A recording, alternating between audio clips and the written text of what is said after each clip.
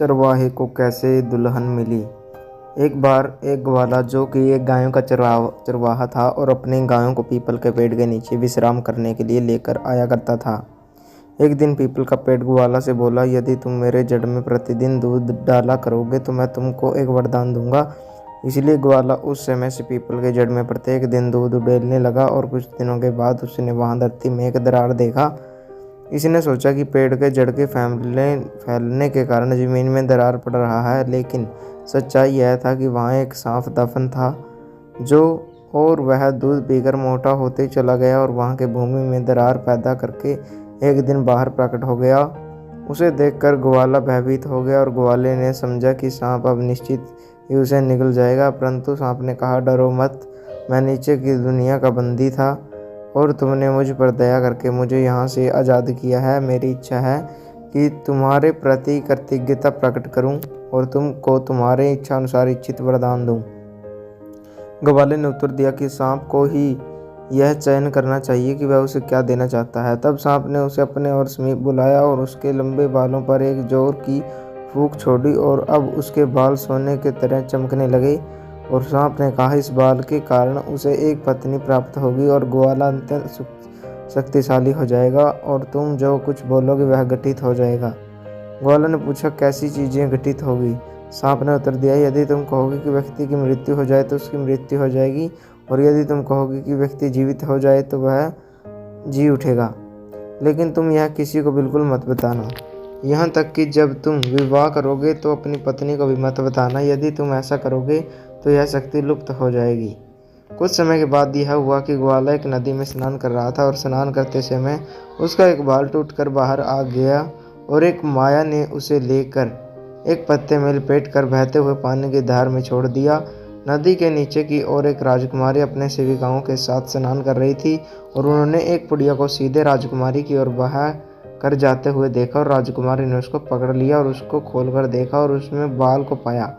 यह बाल सोने के जैसे चमक रहा था और जब बाल की मापी की गई तो ज्ञात हुआ कि बाल की लंबाई 6 फीट के बराबर है। इस प्रकार राजकुमारी ने बाल को अपने कपड़ों में बांध कर रख लिया और अपने घर वापस चली गई और अपने आप को अपने कक्ष में बंद कर लिया और उसने खाना पीना और बात करना भी बंद कर दिया। उसकी मां ने उसके 2 दासियों को उससे पूछने के लिए भेजा कि क्या मामला है, और अंत में राजकुमारी ने कहा कि वह न ही उठेगी और न ही भोजन करेगी जब तक कि वे लोग उस सुनहरे बाल वाले व्यक्ति को ढूंढ नहीं लेते हैं। यदि वह कोई पुरुष हुआ तब उसको उसका पति बनना होगा, और यदि वह कोई स्त्री हुई तो उसे आकर उसके साथ उसकी सखी की तरह रहना होगा। जब राजा और रानी ने यह सुना कि एक सुनहरा बाल नदी में तैरता हुआ ऊपर से नीचे की ओर आया था, तब वे अपनी बेटी के पास गए और अपनी बेटी को कहा कि एक बार वे सैनिकों को नदी के उधर धारा की ओर उस सुनहरे बाल वाले व्यक्ति को खोजने के लिए भेजेंगे। तब जा करके राजकुमारी आश्वस्त हुई और उठी और भात खाई। उसी दिन राजा ने सैनिकों से कहा कि वे जाकर नदी के किनारे के सभी गांवों में सभी ग्रामीणों से पूछकर उस सुनहरे बाल वाले व्यक्ति का पता लगाएं। इस प्रकार सैनिकों ने बाहर जाकर नदी के दोनों किनारों के गांवों में उस सुनहरे बाल वाले व्यक्ति के बारे में मालूम करने का प्रयास किए, परंतु यह कोशिश सफल नहीं हुई और वे बिना किसी सूचना के वापस लौट आए। तब पवित्र भिक्षुओं को सुनहरे बाल वाले व्यक्ति की तलाश में भेजा गया, लेकिन वे भी लौट आए। तब राजकुमारी ने कहा, यदि तुम लोग उस सुनहरे बाल वाले व्यक्ति को नहीं खोज सकते हो तो मैं अपनी प्राण त्याग दूंगी। उसी समय एक पालतू कौवा और एक पालतू तोता जो कि जंजीर से बंधे हुए वहीं बैठे हुए थे, उन्होंने कहा कि तुम लोग कभी भी उस सुनहरे बाल वाले आदमी को नहीं खोज पाओगे। निश्चय ही वह घने जंगल के अंदर में रहता होगा। यदि वह गांव में रहता होता तो इन लोगों को मिल गया होता, परंतु हम लोग अकेले ही उसको खोज के निकाल लाएंगे। हमारी जंजीर को खोल दें, हम लोग उसको खोज में जाएंगे। इस प्रकार राजा ने उनको जंजीर से मुक्त करने का आदेश दिया और यात्रा के आरंभ करने से पहले उनको अच्छा भोजन दिया, क्योंकि वे मनुष्यों की भांति अपना राशन नहीं ढूंढ सकते थे। तब कौवा और तोता दोनों हवा के घोड़े पर सवार होकर नदी के उस ऊपर उड़ चले और काफ़ी लंबी खोज के बाद उन्होंने ग्वाले को जंगल में पीपल के पेड़ के नीचे अपने मवेशियों के साथ आराम हुए देखा। इस प्रकार वे नीचे उतरकर पीपल के पेड़ पर बैठ गए और आपस में सलाह करने लगे कि कैसे ग्वालों को फुसला कर यहाँ से ले जाया जाए। तोते ने कहा उसे जानवरों के नज़दीक जाने में डर लग रहा है और इसीलिए तोते ने प्रस्ताव दिया कि पेड़ के नीचे जहाँ ग्वाला की छड़ी और चादर के पास उसकी बांसुरी पड़ी हुई है, कौवा नीचे उड़कर वहाँ जाए और वहाँ से ग्वाले की बांसुरी को उठा लाए। इस प्रकार कौवा एक गाय से उस दूसरे गाय पर उड़ते हुए गया और लपक कर बांसुरी पर पंजा मारते हुए उसे अपने चोंच में उठाकर उड़ चला। जब ग्वाले ने यह देखा तो वह अपनी बांसुरी को वापस लेने के लिए कौवे के पीछे भागा और कौवा उसे लालच देते हुए एक के बाद दूसरे पेड़ पर फड़फड़ाता रहा और ग्वाला उसका पीछा करता रहा।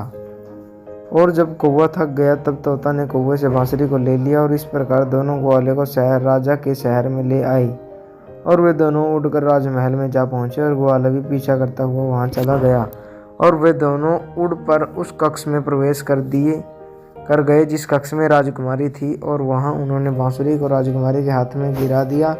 ग्वाला भी पीछा करता हुआ वहां कक्ष में चला गया और तब कक्ष का दरवाज़ा बंद हो गया। ग्वाले ने राजकुमारी से अपनी बांसुरी लौटाने को कहा। तब राजकुमारी ने कहा यदि वह उससे विवाह करने का वचन देता है तो वह उसकी बांसुरी वापस करेगी, वरना नहीं। ग्वाला बोला वह कैसे अचानक उससे विवाह कर सकता है। लेकिन राजकुमारी ने कहा हम लोग काफ़ी लंबे समय से एक दूसरे के मंगेतर हैं। तुम तो याद है एक दिन नदी में नहाते समय तुमने एक पत्ते में अपने बाल को बांधकर नदी के निचले धारा में बहने के लिए छोड़ दिया था। वही बाल हम लोगों की सगाई कर चुका है। तब ग्वाले को याद आया कैसे सांप ने कहा था कि उसका बाल के कारण उसको पत्नी मिलेगी और उसने राजकुमारी से पूछा मुझे वह बाल दिखाओ जो तुम्हें मिला है। इस प्रकार राजकुमारी ने उस बाल को ला कर दिखाया जो कि बिल्कुल उसके बाल की तरह लंबा और चमकीला था। तब उसने कहा हाँ हम एक दूसरे के हैं। और तब राजकुमारी ने दरवाज़ा खोलने के लिए आवाज़ लगाई और ग्वाले को अपने माता पिता के पास ले गई और उनको कहा कि उसकी इच्छा पूरी हुई। अब यदि वे उसकी राजमहल में ब्याह के लिए राजी नहीं होंगे तो वह ग्वाला के साथ भाग जाएगी। इस प्रकार विवाह का दिन निश्चित किया गया और निमंत्रण पत्र बांटे गए और यह विवाह संपन्न हुआ। ग्वाला अपने मवेशी जिसे कि उसने जंगल में बिना किसी के देखभाल में छोड़ आया था उसे भूल गया। लेकिन कुछ समय के बाद उसे मवेशियों की याद आई और उसने अपनी दुल्हन से कहा कि उसे अपने मवेशियों के पास वापस जाना है। क्या वह वहां उसके साथ जाना चाहेगी या नहीं। राजकुमारी ने कहा वह अपने माता पिता से अनुमति लेकर उसके साथ जाएगी। तब राजा ने उन दोनों को विदाई दी और ग्वाले को अपने राज्य का आधा हिस्सा भी दिया। और राजा ने ग्वाला को अपनी संपत्ति से हाथी, घोड़ा, अन्य दूसरे मवेशी भी दिए और कहा कि तुम स्वतंत्र हो, जो चाहो करो। तुम यहाँ भी रह सकते हो और अपने घर भी जा सकते हो। लेकिन यदि तुम यहाँ रहने का निर्णय करते हो मैं तुम्हें कभी वापस नहीं जाने दूंगा। ग्वाले ने विचार किया और कहा वह अपने माता पिता के साथ रहना पसंद करेगा। अपने मवेशियों को जिसे उसने अकेले जंगल में बिना किसी के देखभाल के छोड़ आया था, वहाँ जंगल में जाकर यह देखा कि सभी मवेशियों की मृत्यु हो चुकी थी। यह देखकर ग्वाला का हृदय वेदना से विद्रवित हो उठा और उसके नेत्र आंसू से भर गए। वह विलाप करने लगा। तब उसको सांप का दिया हुआ वचन याद आया कि वह किसी भी मृत शरीर में प्राण डाल सकता है और उसने अपनी इस शक्ति के परीक्षण का निर्णय लिया। इसलिए उसने अपनी पत्नी से कहा कि उसे इन मृत गायों का उपचार करना होगा, इनको दवाई देनी होगी। और उसने जंगली जड़ी से मृत मवेशियों के नाक के पास हवा किया और जैसे ही उसने ऐसा किया और साथ ही साथ उसके ने कहा जी उठो। और देखते देखते एक के बाद एक सभी गायें उठकर खड़ी हो गई और अपने बिछड़ों के लिए रांभने लगी।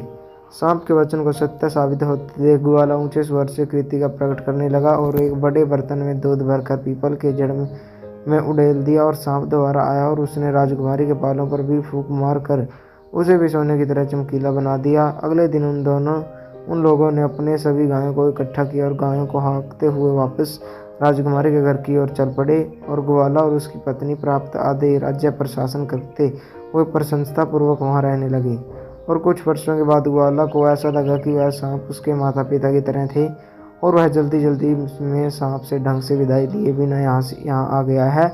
इसलिए वह यह देखने के लिए फिर से गया कि क्या वह सांप अभी भी वहाँ है। लेकिन वह सांप को वहाँ नहीं पाया और तब उसने पीपल के पेड़ से पूछा, लेकिन पेड़ ने भी कोई उत्तर नहीं दिया। अंततः वह निराश होकर दुखी मन से वापस घर आ गया। दोस्तों कैसी लगी आपको ये कहानी कमेंट करके जरूर बताएं। अगर आप हमारे चैनल पर नए हो तो चैनल को सब्सक्राइब करें, वीडियो को लाइक करें, शेयर करें, कमेंट करें। धन्यवाद दोस्तों।